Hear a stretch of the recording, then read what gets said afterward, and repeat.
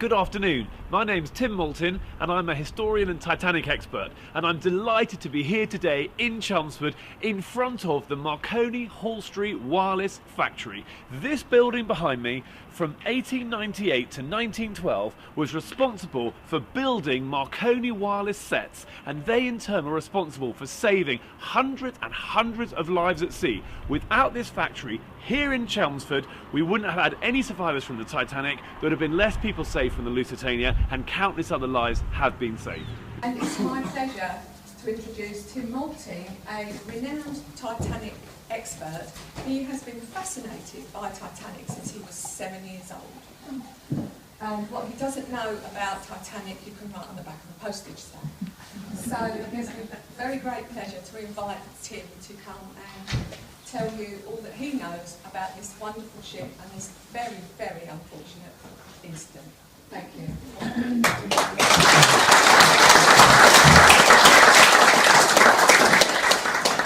Thank you very much indeed, Ros, for that excellent introduction. And hello, Chelmsford. It's really fantastic to be here, and it's really special to be at the Marconi factory here in Hall Street. This was where Marconi's machines were made from 1898 until 1912. So without this factory, possibly no one would have survived the Titanic disaster. It's doubly important to be here today because, as we all know in this room, it's 104 years ago today that the Titanic sank. So it's now 7:30. The wind is completely dropping at the moment on Titanic as the sun sets. The sea is becoming absolutely as clear as glass. But I'm delighted today that the presentation is going to be slightly interactive because we're joined tonight by Andy Kersey. And Andy is a true professional. He is a telegraphist from the Royal Navy. Good evening. My name is Harold Bride. It's maybe difficult for you to imagine it, but I'm only 20 years old. I've got a lot more hair, and I'm just a young lad. And I managed to survive. My partner, Jack Phillips, I'm afraid, went down with the ship. I'm just saying this is an ex-radio officer's jacket and hat, so if you could just try and imagine me as a 20-year-old. You may be only 20, but you've got more hair than me, Andy, so you're doing all right. So anyway, just by way of a short plug at the beginning, and to hopefully reassure you that I know some things about the Titanic, this is a book I've written, and this book is a chronological telling of the tragedy, and I got fed up with all these myths that one hears in the pub and on various shows about the Titanic. So this is just busting all the myths about Titanic in chronological order. So it's quite a good read. It's a good book to have if you're on the loo or something like that, because you can read one. You can read one each time. And then Penguin Classics asked me to edit their centennial book on the Titanic. So this is a collection of my favourite first accounts. And the important thing about first accounts is if you want to know what really happened on the Titanic, don't read most of the books out there and don't look at most of the films out there, but what you should be doing is reading the accounts of the people who were there. Because actually it's really only from those people and from people who were alive at the time but not on the ship that we really get the facts about what happened. And a lot of the second-hand stuff that wasn't written by people who were there can become quite inaccurate. So all of my work in these sort of things is all done from first accounts. And luckily, of the 705 people who survived the Titanic, almost all of them gave interviews or wrote their accounts, either to family and friends or to their local newspapers. So we have a huge amount of first-hand evidence about what happened on the Titanic. So it's actually one of the best documented disasters in history, but most people haven't done what I've done and been boring enough to spend about 6 years reading almost every word of it. So hopefully I can impart some of that to you. And then this one, I don't think you should buy this one. It's very scientific. If you've got a degree in physics, you might enjoy it, but it's about the science of Titanic's crash site. And I was lucky enough to be asked by National Geographic to make a film about the Titanic for the centenary as well. And that allowed me to actually do some kayaking with icebergs, which was quite dangerous, but quite good fun. And it really gave me a little bit of an idea of what it's like to be around such giant icebergs that night. And of course, all Titanic's icebergs ended up in the dark around icebergs, some of which were this size. So our story begins on Wednesday, if you like, Wednesday the 10th of April 1912, when the Titanic set sail from Southampton at 12:15 in the afternoon. And she was on her way to Cherbourg in France to pick up some passengers from Cherbourg. But a gentleman who actually boarded at Southampton was one of the luckiest people ever to board Titanic. And does anyone know who this is? This is absolutely right. It's the Reverend Father Brown, and he was a keen amateur photographer and Jesuit priest, and he joined Titanic, and he took the only photographs we have of the Titanic as she was sailing on her maiden voyage. And then he was lucky enough to disembark at Queenstown in Southern Ireland, which is now Cobb, and he disembarked there, taking his camera and precious photographs with him. And while he was on Titanic, he took a photograph which he'd be very ashamed of, which is this one. It's unfortunately a double exposure, but it's the only photograph taken of the Marconi room actually on Titanic. So this is probably Jack Phillips with his back to us here, and it was from this photograph that the wonderful reconstruction behind you, which I would urge you all to have a look at after the talk if you haven't looked at it on your way in, this recreation of the Titanic's wireless room has been made from this photograph, and obviously from a lot of knowledge of what it was like at the time. And this is time to introduce the Marconi officers, because what I'm going to do tonight is, if you want to ask questions about the generality of the disaster, A, you can at the end, or B, you can interrupt me if you've got burning questions. But I felt it would be fun, as we're in the Marconi factory, to really tell the story of the Titanic through the Marconi communications that night. And actually, it's really quite a thrilling way to take you through the disaster. So I hope you'll find it interesting. So this is Jack Phillips and Harold Bride, and that's actually taken aboard a different ship. But there we are. And they were employed by the Marconi Company, not the White Star Line. And that's actually quite an important factor in the disaster, because they were primarily on the ship to send passenger messages commercially on behalf of their employer, the Marconi Company. However, they were supposed to prioritise navigational messages.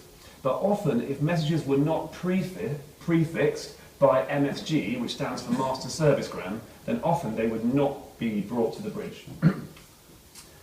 This is my favourite photograph of the Titanic.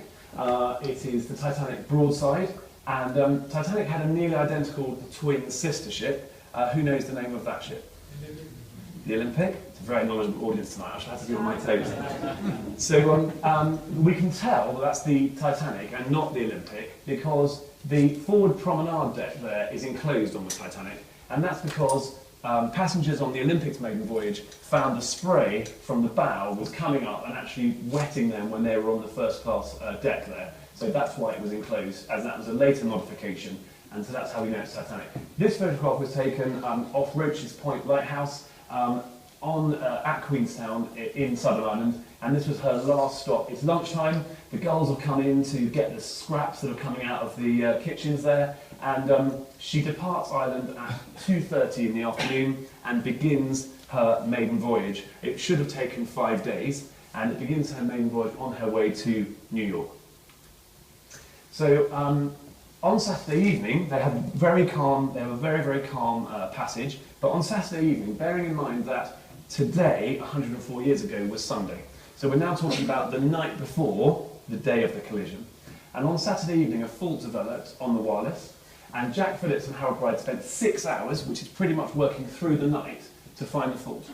And I'll just give you this one technical bit, because I'm sure some of you here might be interested in the technicality of it. But the leads from the secondary transformer had burnt through inside the casing and made contact with certain iron bolts, thereby earthing the power to a great extent. And by binding the leads with rubber tape, the machine was able to be in perfect working order. But Phillips had initially thought it was the condensers which were broken, and these they had had out and examined before locating damage to the transformer. So Phillips was extremely tired, and this is a factor in the disaster as well. As well as being tired, they had a large backlog of messages, because Titanic signals were stronger at night. And so this was the night time when they could have been sending a lot of signals, but unfortunately it was used up when it was broken. But by 5 o'clock on the morning of the collision, by 5 AM, they fixed it. And at 9 AM on Sunday morning, they received this message from the Coronia, And perhaps, Andy, you'd like to just chime out this message, which says, bergs, growlers and field ice.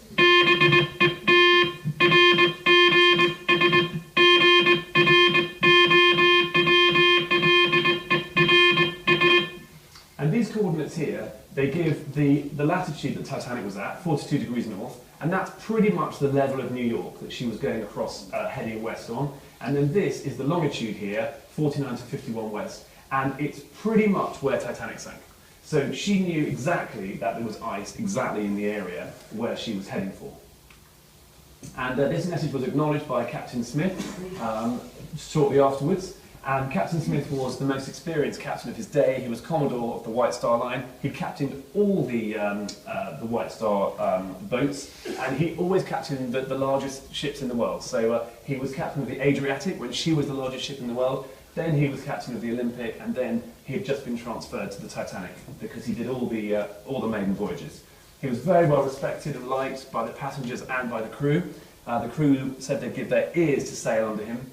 And he was a very obeying man, so he was known as the Millionaire's captain, and people would book passage just to be with this man, who had remained almost entirely accident-free.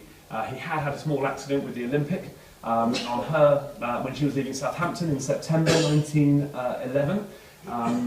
She accelerated and sucked a Royal Naval vessel into her screws, and that caused a lot of damage, and that actually delayed Titanic's maiden voyage. So some people said that his luck had run out, but obviously the White Star Line retained confidence in him, and he remained at the helm. And this is the owner of Titanic. This is J. Bruce Ismay, who owned the White Star Line.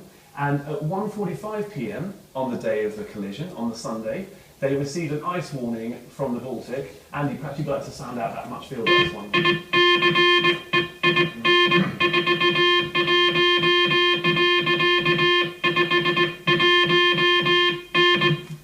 And again, this is the location where Titanic crashed. So Smith, the captain, handed this note.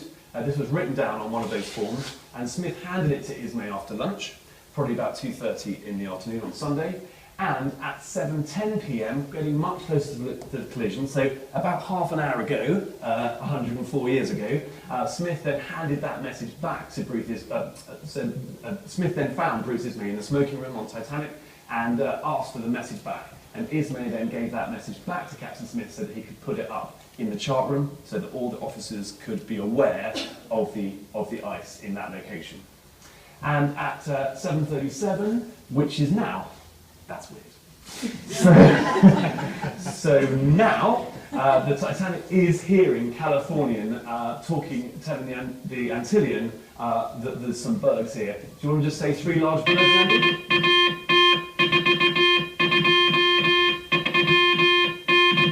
So Californian is a nearby ship, and that becomes rather crucial.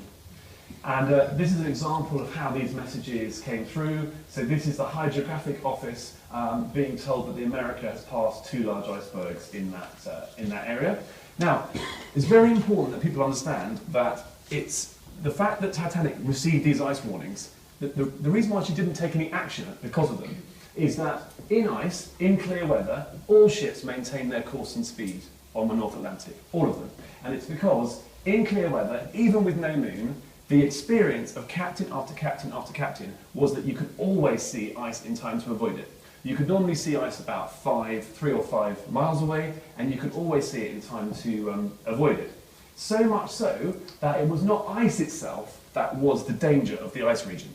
The danger of the ice region was fog, not ice. And the problem is, you see, that with ice, and if it's clear, they thought they could see it, but when the fog comes down, then you have to stop, because you just can't see at all. And when that happens, Titanic needs to be going 6 knots to be able to have steerage way. So Titanic can't even turn at all if she's going slower than 6 knots. And Titanic would have needed to slow to less than 6 knots if there had been fog. So she'd have had to come to a stop. And at a stop in ice, you can also bump into bergs, and it becomes very dangerous. So Titanic was rushing to get through the ice area before the fog came down. And in fact, where she sank, it was the highest pressure in the Northern Hemisphere, and it was that high pressure that kept the air clear. Normally, with the thermal inversion at Titanic's crash site, and let's not get too technical, but normally there would have been a thick fog, but she had clarity, and she was cracking on through that clarity in order to be safe.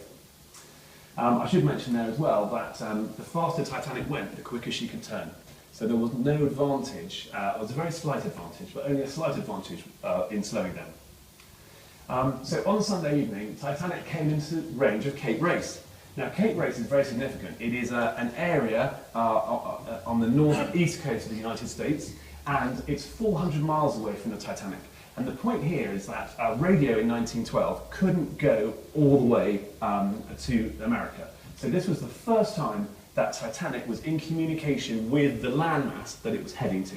So all the messages that had built up during her 3 days at sea, they could now suddenly be sent to Cape Race. So Phillips was very busy working Cape Race.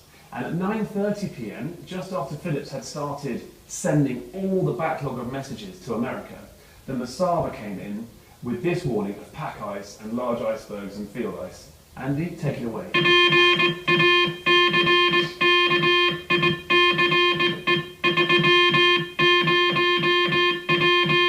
And sadly, because Jack Phillips was so busy, this message never reached the bridge. It wasn't prefixed as an MSG, and he was clearing a massive backlog of communications.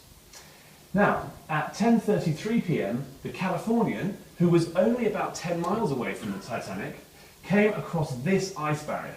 Now, obviously it was dark, and this photograph is taken from the rescue ship Carpathia in the daylight. But it's very important for people to understand that Titanic she wasn't unlucky in bumping into a piece of ice. There was no way through. So that night, that ship was going to run into that barrier. Okay? There was no way around it. It was 75 miles long, it was 3 miles wide. You could have played football on it, you could have had an Olympic running session on it. There was no way through.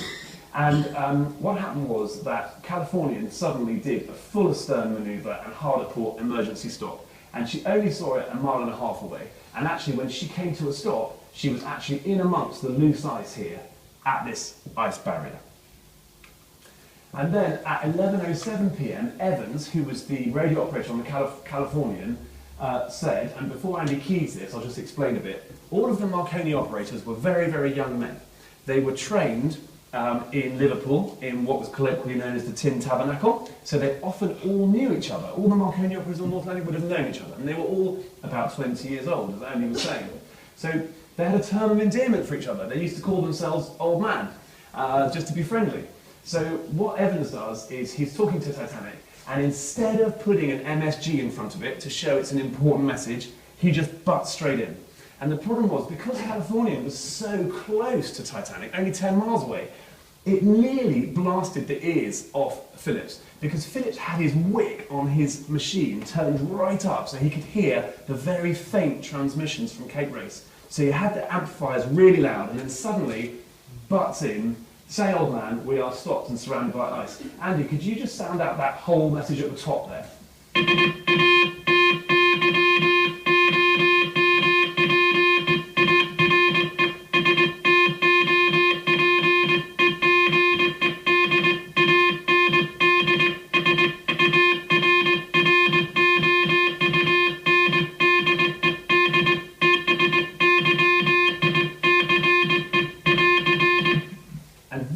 Driving Phillips mad, because he was trying to get this really important, very valuable work through to Cape Race. So Phillips replies, KO, KO, which means keep out, keep out. And some people have translated this as shut up. But he didn't say shut up, he said KO, KO, I'm busy, I'm working Cape Race. Andy, let's have that one. It's a very important trick of communication.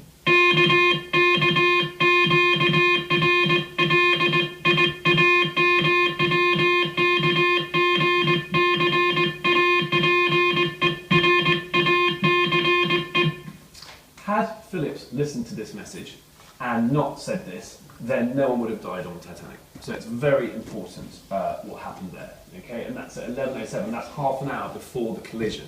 Okay.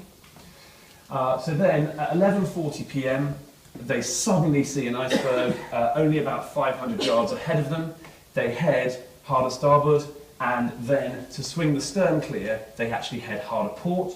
And the Titanic turns so well that even though the bird was only seen at 500 yards range, she misses it. So the bow misses the berg, but then the stern is going to hit the berg. So what they do is they try and steer around the berg, so they steer into the berg, but the berg's deeper than they think, so the bow then hits the berg on the right-hand side, on the starboard side of Titanic. And because Titanic's heeling, because she's going so fast, it rips, the berg has an underlying sort of ledge underneath it where the waves of the Atlantic have eroded the berg to smaller above the water than it is below the water. And that big mass below the water goes along Titanic and scrapes a 200-foot gash along the ship. And Titanic was designed to be cut crossways into 3 pieces, and each piece would float. So if Titanic got rammed by a massive other vessel that actually snapped her in half, both the bits would float. If she got rammed by 2 boats at the same time, all 3 pieces would float. But what Titanic was not designed for is to have a very tiny wound over 200 feet, because she was designed to float with any 3 watertight compartments in connection with the water. But unfortunately, the berg just touched into boiler room 5, and that was the 4th compartment flooded. And Titanic was not designed to have that sort of accident, because her builders did not envisage that that sort of accident was possible or was likely. And so as a result, that was her Achilles heel, and there was no way that she could be saved. In fact, I'm not sure if the gentleman's been able to make it, but is Quartermaster Hitchens' great-grandson here in the audience? Hello. Hello, what's your name again, sir? Simon. Simon. And are you Quartermaster Hitchens? Can you tell us the relationship between you and Quartermaster Hitchens? He's my great-grandfather. Great-grandfather. That's fantastic. Come up here. Come up here.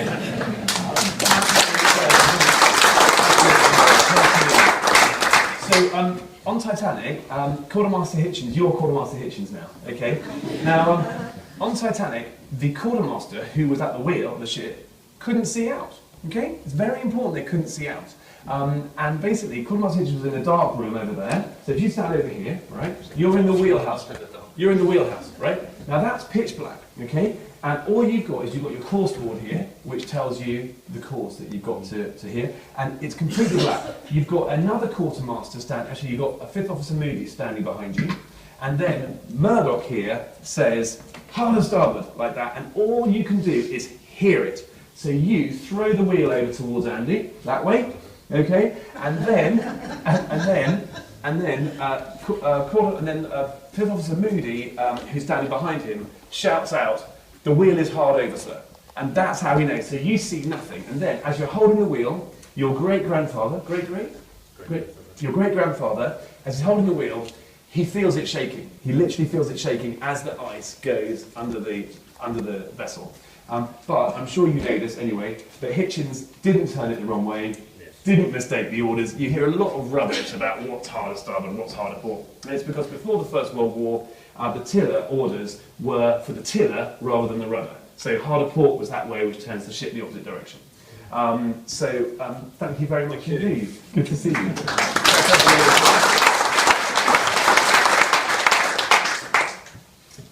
So at 11:42 to 11:52, Captain Lord sees this nearby ship, which we know was the Titanic, but he didn't know that. He sees it come to a stop. Okay, now Titanic struck ice, as we know, at 11:40. So 2 minutes later, Captain Lord on the nearby Californian, remember he's stopped at that ice barrier, and his wireless operator's just been told to shut up. He sees Titanic and he thinks she's very near. So he starts to signal to her by Morse lamp. Not by radio, but by Morse lamp, because she seems to be so near. And at 11:47 p.m, 7 minutes after the collision, Evans on the Californian says, "I put the phones down and took off my clothes and turned in." Just to explain something here, is that he did that at 11:35 on the Californian. But in 1912, ship's time was taken as the longitude they expected to be at noon the next day. And the clocks were changed at midnight. Okay? So 11:35 on Californian was 11:47 on Titanic. And I'm using Titanic time where I can. So there was no 24-hour radio watch in 1912. So he'd been up all day working. He was the only radio operator on this ship. And he thought, we stopped for the night. It's 11:35. I'm going to bed. And as he went to bed, he could hear Titanic working Cape Race. He could hear Phillips cracking on. So even though Titanic had collided, Phillips didn't know what had happened, and Phillips was just sending normal messages to Cape Race even after the collision. And this is how they Morse to each other like this. Titanic and Californian had very powerful Morse lamp signals. So they were trying to hear what each other was saying. And you might ask, well, why did Captain Lord just Morse lamp to Titanic? Why didn't he wake up his radio operator and try the wireless? And the answer is to be found in this chart here. In 1912, very few ships had wireless. And these are all the ships in the North Atlantic that had wireless at the time. And this communication chart was given to all the communicators on the Titanic, all the wireless people, sorry, on the North Atlantic, so that they would know on what days and at what times which ships would be in communication. And so, from this chart, the Californian knew that the only ship with wireless that was within range of them was the Titanic. And sadly, due to the atmospheric conditions, the night the Titanic sank, which is the subject of one of my books, so I won't go into it tonight, but she looked like a small nearby ship instead of a large faraway ship. And because of that, Captain Lord was certain in his own mind that the ship he was looking at was not the Titanic. He therefore knew from this chart that the ship he was looking at did not have radio. And because he drew his conclusion that the ship he was looking at did not have radio, he used his Morse lamp only. So, what happened on Titanic? Well, while all that Morsing's going on, here is the designer of the Titanic, Thomas Andrews, and he is inspecting the damage. And even though it's getting on for midnight, he is rushing around the ship, finding out how fast the water's rising, what's going on. Because they certainly don't want to abandon ship and put passengers off in little tiny lifeboats if the vessel is going to stay afloat. And they certainly don't want a sort of PR disaster of having a distress signal when actually the ship's going to be completely fine. So he is working out how fast the water is rising, and he's watching it rising against these ladders, these rungs of these ladders. Obviously, this is a still. Which film is this a still from? A Night to Remember. Which is the best film ever made on the Titanic? Yes. Good. It was watching this film that got me interested in the Titanic 7 years ago, and I'm still paying the price, as you can see. So Andrews then went to Captain Smith to tell him that his ship couldn't float. And Smith and Andrews had both been sort of bragging to customers, clients on the ship. Even that day, they'd been saying about it being able to be cut in half and it would stay afloat. So they couldn't believe that a disaster had happened that they had not envisaged in the design process. So at 12:27 a.m., tomorrow morning, if you like, 47 minutes after the collision, just think about that, 47 minutes. Titanic only floated for 2.5 hours.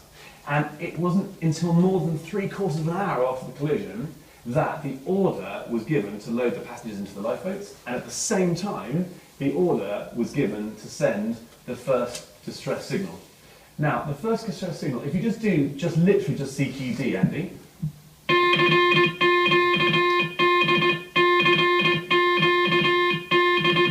Now, that was CQD, and that was the first distress signal Titanic sent out. Now, CQ, okay, originally came from the French, because French is the international language for postal services, and CQ is as close as they could get phonetically to sécurité, CQ.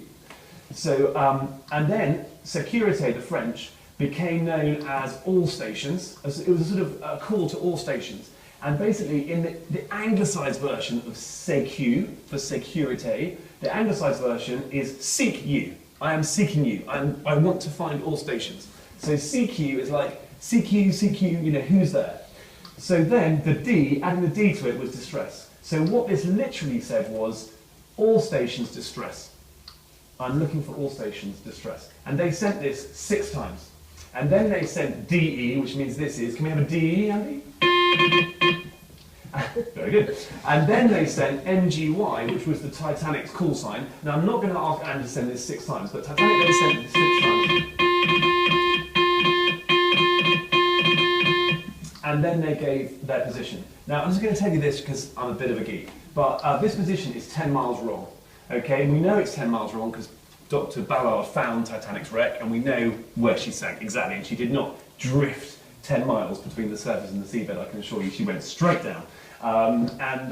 This is 10 miles wrong, and it's because when Lightoller at 7:30 that evening took the star sights, and as he took the sights, he told Pitman, who was one of the officers, who had a hat watch on the deck, he said, "Mark, mark," and as they took the times down, they marked it. But unfortunately, when Pitman was writing up the sights later, he made an error of 1 minute of time when he was transcribing the deck watch settings onto the ship's chronometer's time. And that 1 minute error of transcription created a 10 miles error at 42 knots. So, Titanic was giving a distress position that was 10 miles wrong, and Mount Temple heard it, but she was too far away.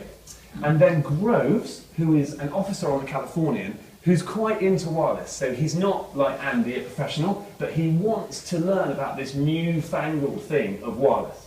So basically, Groves actually goes down to the wireless room on Californian and tries to have a listen. And he listens for a few seconds between 12:27, an hour after Titanic's collision almost, and 12:32, but he hears nothing. And it's probably because the detector has not been wound up. The detector had probably wound down after Evans went to bed. So there we have, tantalisingly, Groves trying to listen to the wireless on a ship 10 miles away while Titanic is sending her distress signal. But it's wound down, so he can't hear anything. And that's their last chance, really, of survival.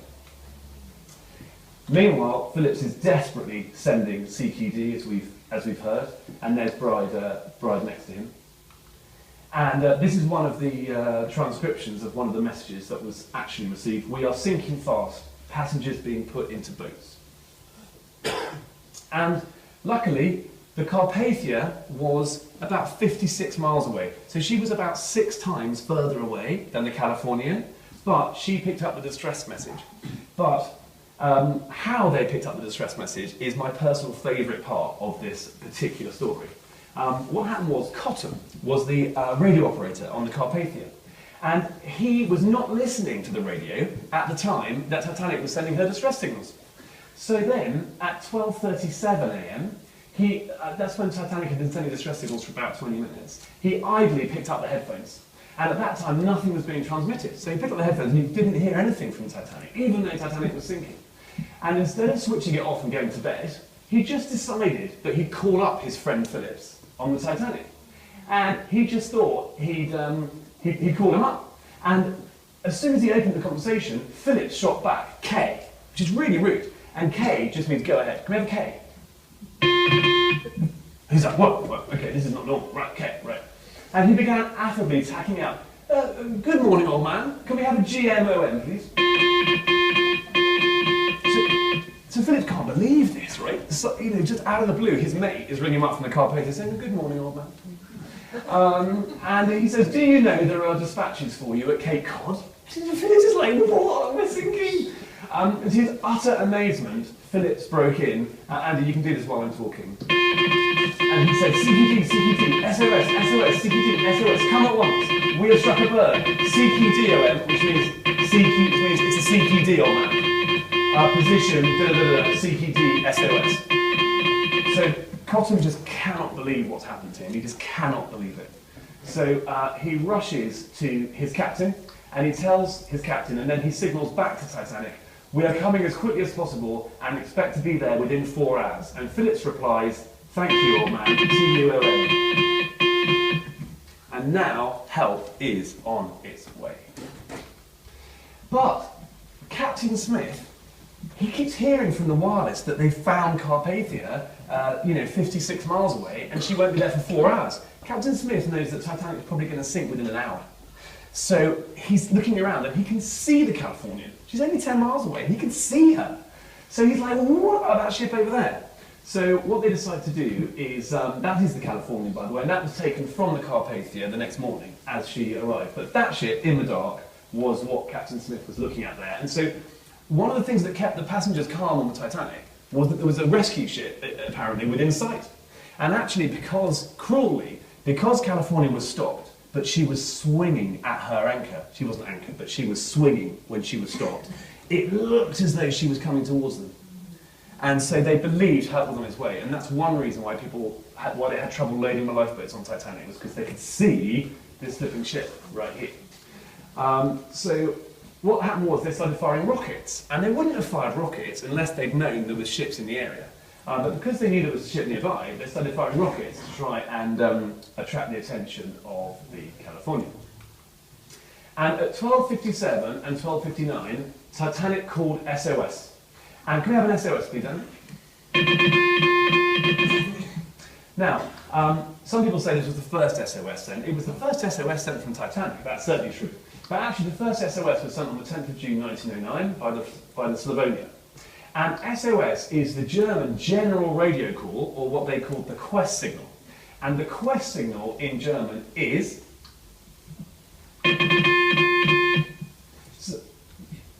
So, all they did to make distress is they just added 2 more dits to the CQ signal in German to create SOS.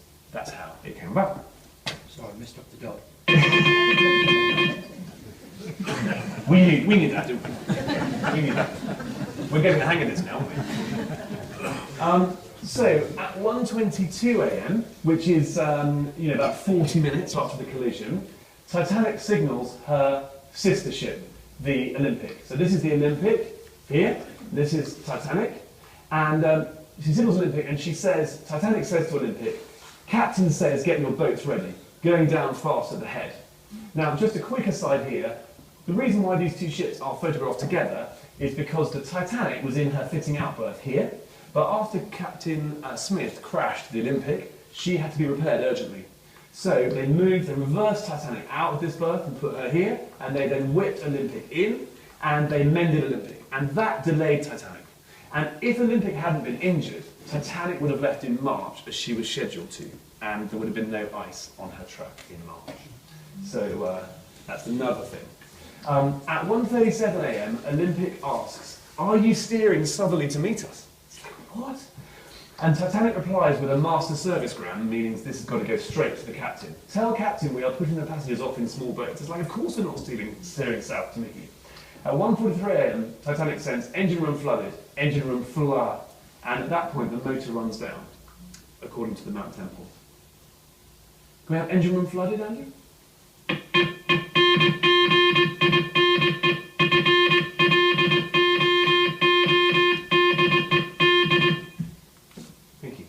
At 1:52 a.m, Olympic sends a master service message to Titanic. "Commander Titanic, and lighting up all possible boilers as fast as can, Haddock." Haddock was the captain of the Olympic. At 1:57 a.m, the Titanic replies, "Come as quickly as possible, engine room filling up to boilers." TUOGMGN, then signals become faint. So that means,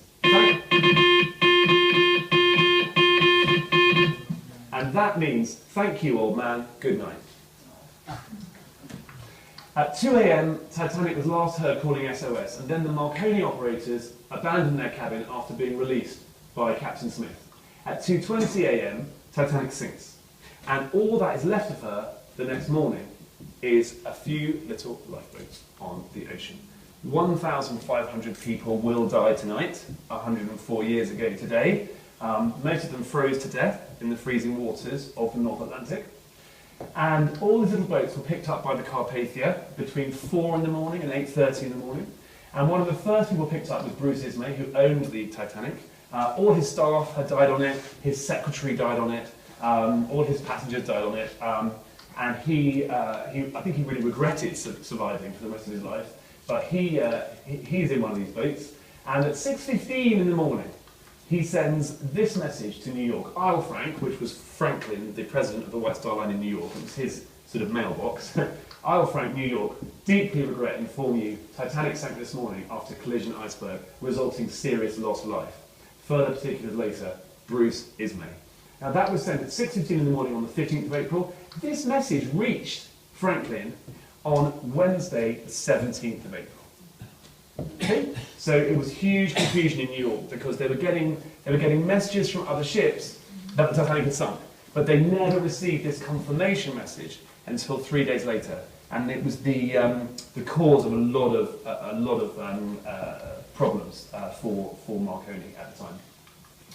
And the thing which came out of the Titanic disaster, and obviously after this I'll take lots of questions from you because I know I've skipped through it from a Marconi point of view, but one of the main things that came out of the massive inquiry into the Titanic disaster was 24-hour radio watch. Because what people realised was that one operator cannot operate a radio all the time because they would never sleep. So what they did was they introduced a system that every single ship on the Atlantic had to have 2 radio operators. And it was that which really brought such huge safety to the North Atlantic. So with that, thank you very much indeed. That's the first part of the talk. Thank you.